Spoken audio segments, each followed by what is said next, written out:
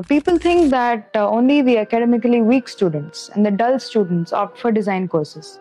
If that is so, how far can they really go in these courses? There's no dull student ever. It's all about a student placed in a wrong place if they are not interested in so and so career.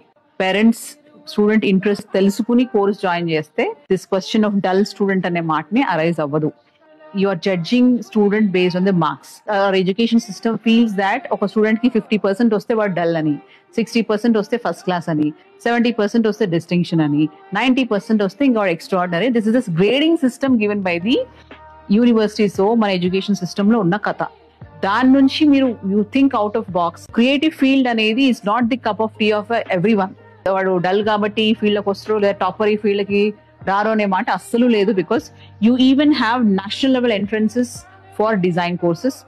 Hundreds లో seats ఉంటే లక్షల మంది రాస్తున్నారు కదా. It's even tougher to crack these Indian entrances. Tougher than NEET, tougher than IIT.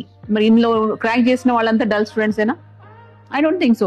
Dull student anedi is your perspective or a parent's perspective.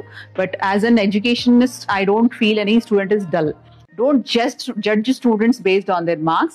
If you are giving them that freedom, that space, వాళ్ళ ఉన్న ఆలోచనని execute చేయడానికి ఒక platform కావాలి, ఆ freedom ఇవ్వాలి. So that only when freedom is given, only then that creativity comes.